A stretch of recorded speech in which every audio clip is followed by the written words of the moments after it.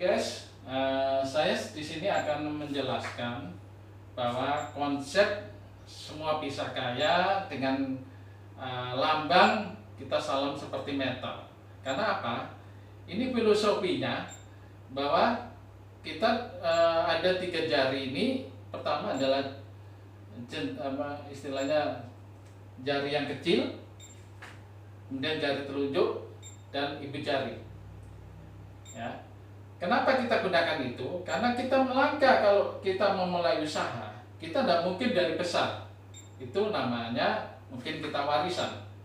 Kita harapkan kalau kita mungkin dari orang tua yang tidak kaya, ya, kita mulai dari yang bawah. Yang berikutnya penting adalah impian.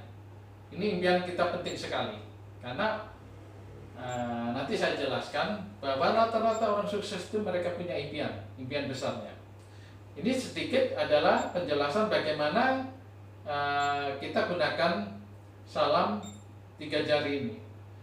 Pertama, kita mulai dari yang bawah, kita tidak bisa melangkah. Kita harus berusaha istiqomah, ikhtiar untuk mencapai pada kondisi kita bisa menjadi mungkin sebagai leader.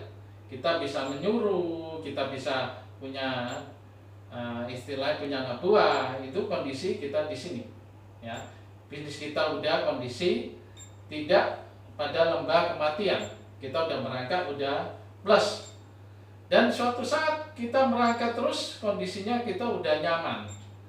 Mana nyaman? Bahwa kita sudah freedom, tidak tergantung waktu, kita usaha bebas, ya, uang mengalir setiap saat. Karena Warren Buffett mengatakan orang yang sukses itu adalah orang apabila kita tidur, uang akan datang sendiri, akan mengalir.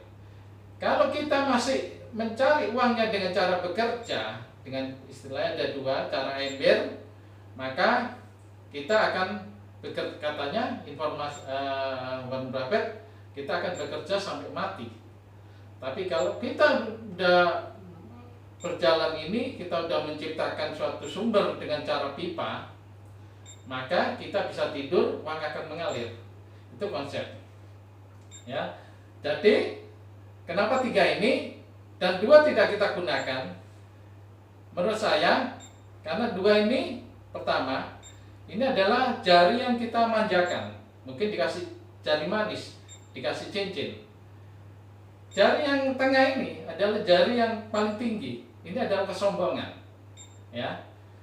Andai kata ini digabung, coba andai kata semua ini digabung, dari mungkin jari manisnya kita berdirikan, kita tidak mungkin bisa berdiri tegak dari jari manis ini. Inilah suatu filosofi bahwa ini harus kita pendem dulu kesombongan, gitu ya. Kalau ini diangkat, ini bisa tegak sama-sama. Tapi ini juga kesombongan, ya. Karena apa? Kalau 3 ini bicara, ya, jari tengah bergabung jari telunjuk dengan ibu jari, ini kesannya juga jelek. Banyak kita gunakan untuk mengatakan beri kode suatu yang kondisi jelek dengan 3 jari ini. Bahkan ini aja kalau 1 juga kondisinya jelek. Inilah filosofi yang kita pakai supaya kita dari filosofi ini akan ingat, oh, kita harus dari bawah, kita merangkak supaya jadi telunjuk, suatu mungkin jadi leader. Kita harapkan suatu saat kita menjadi orang yang sukses.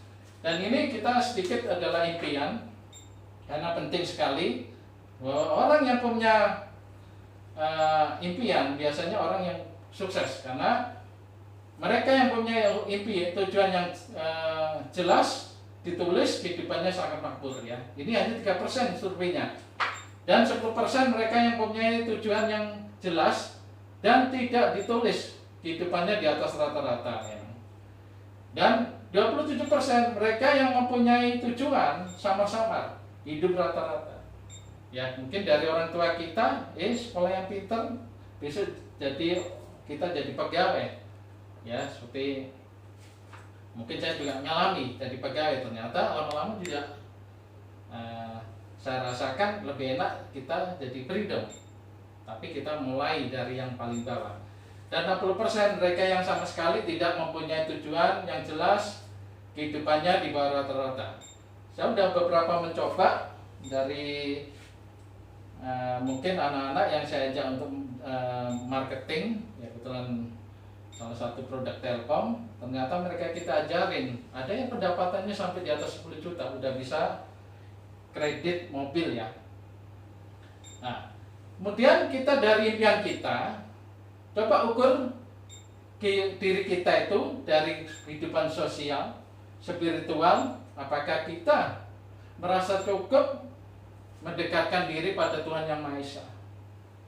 Dari keluarga, apakah kita udah bisa menyenangkan keluarga? Dari keuangan, apakah kita puas dengan situasi keuangan sekarang? Dari fisik, apakah kita juga merasa sehat dan bugar?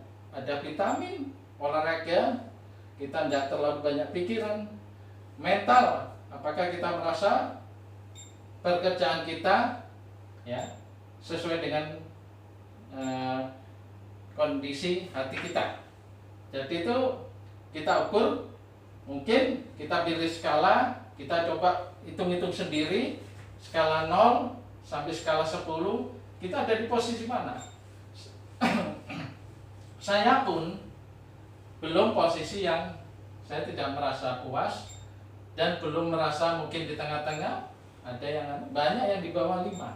Tapi tidak apa-apa, kita akan lakukan perjuangan terus, dan suatu saat ternyata ada hikmahnya, karena kita waktu tidak bisa kembali. Tapi setelah kita berjalan, apapun usaha kita yang kita capai, kita akan bangga, karena kita bisa menoleh ke belakang bahwa hidup kita tidak hanya sekedar duduk santai-santai, tapi kita mungkin punya makna. Itu yang lebih penting dalam kehidupan. Nah, kemudian dari cita-cita ini kita gambarkan apa yang kita inginkan, ya kita tulis. Tadi di depan kita dijelaskan bahwa kita harus menulis dari apa yang kita inginkan, mulai dari yang sederhana. Mungkin kita belum punya istilahnya HP, kita tulis, kita pin HP. Kita belum kepingin sound system yang kita tulis. Kita kepingin jadi pribadi apa, kita tulis. Kita punya tempat-tempat yang ingin Anda kunjungi, kita tulis. Kalau perlu, kita juga tempel gambarnya. Apa yang ingin Anda lakukan, kita tulis. Ya, saya ingin terus terang punya tempat ibadah, kita punya ingin sekolah yang yang modern, yang pondok pesantren, ya keinginan, tidak apa-apa, tulis saja. Apa yang Anda lakukan spiritual dan sosial, ini juga salah satu diri.